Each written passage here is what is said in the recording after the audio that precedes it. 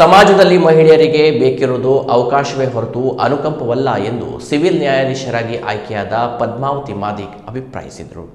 ದಾಂಡೇಲಿಯ Eshwar foundation, ಕಾರವಾರದ ಜನಶಿಕ್ಷಣ ಸಂಸ್ಥಾನ ಹಾಗೂ ದಾಂಡೇಲಿ ಕನ್ನಡ ಸಾಹಿತ್ಯ ಪರಿಷತ್ ಸಹಯೋಗದಲ್ಲಿ ಸಾಹಿತ್ಯ ಭವನದಲ್ಲಿ ಹಮ್ಮಿಕೊಂಡಿದ್ದ ಅಂತಾರಾಷ್ಟ್ರೀಯ ಮಹಿಳಾ ದಿನಾಚರಣೆ ಕಾರ್ಯಕ್ರಮವನ್ನು ಉದ್ಘಾಟಿಸಿ ಮಾತನಾಡಿದ ಪದ್ಮಾವತಿ ಮಾದಿಗ್ ಅವರು, ಇಂದು ಮಹಿಳೆ ಪ್ರತಿಯೊಂದು ಕ್ಷೇತ್ರದಲ್ಲಿ ಪುರುಷರಿಗೆ ಸಮಾನವಾಗಿ ಕೆಲಸ ಮಾಡುತ್ತಿದ್ದಾಳೆ. ಆದರೂ ಕೆಲವೊಂದು ಸಂದರ್ಭಗಳಲ್ಲಿ ಪ್ರದೇಶಗಳಲ್ಲಿ ಮಹಿಳೆಯರ ಮೇಲೆ ದೌರ್ಜನ್ಯಗಳು, ಶೋಷಣೆಗಳು ನಡೆಯುತ್ತಿರುವುದನ್ನ ಕಾಣುತ್ತೇವೆ. ಇದು ಸಂಪೂರ್ಣವಾಗಿ ಕೊನೆಯಾಗಬೇಕು ಎಂದರು. ಮುಖ್ಯ ಅತಿಥಿಯಾಗಿದ್ದ ಜಿಲ್ಲಾ ಕನ್ನಡ ಸಾಹಿತ್ಯ ಪರಿಷತ್ನ ಅಧ್ಯಕ್ಷ ಬಿಎನ್ ವಾಸರೆ ಮಾತನಾಡಿ, ಮಹಿಳೆಯರ ಮೇಲಿನ ಶೋಷಣೆ, ದೌರ್ಜನ್ಯವನ್ನ ಪುರಾಣ ಕಾಲದಿಂದಲೂ ನೋಡುತ್ತಾ ಬಂದಿದ್ದೇವೆ. ಪುರಾಣಗಳ ಮಹಿಳಾ ಪಾತ್ರಗಳಲ್ಲಿಯೂ ದೌರ್ಜನ್ಯ ಎಸಗಲಾಗಿದೆ. ಈಗಲೂ ಅದು ಮುಂದುವರಿಯುತ್ತಿರುವುದು ವಿಪರ್ಯಾಸ. ಮಹಿಳೆ ತನ್ನ ಸಾಂವಿಧಾನಿಕ ಹಕ್ಕು ಮತ್ತು ಕರ್ತವ್ಯಗಳನ್ನು ಬಳಸಿಕೊಳ್ಳಬೇಕು. ಶೋಷಣೆ, ದೌರ್ಜನ್ಯವನ್ನ ಪ್ರತಿಭಟಿಸಬೇಕು ಎಂದರು. ಪ್ರಸ್ತುತ ಸಮಾಜ ಮತ್ತು ಮಹಿಳೆ ಎಂಬ ವಿಷಯದ ಮೇಲೆ ಉಪನ್ಯಾಸ ನೀಡಿದ ಲೇಖಕಿ ಅಶ್ವಿನಿ ಶೆಟ್ಟಿಯವರು, ಮಹಿಳೆಯನ್ನು ದೇವತೆಯ ಸ್ಥಾನದಲ್ಲಿರಿಸಿ ದಿಗ್ಬಂಧನ ಹಾಕಲಾಗಿದೆ. ಆದರೆ ಸಿಗಬೇಕಾದ ಸ್ವಾತಂತ್ರ್ಯ ಹಾಗೂ ಗೌರವ ನೀಡುತ್ತಿಲ್ಲ.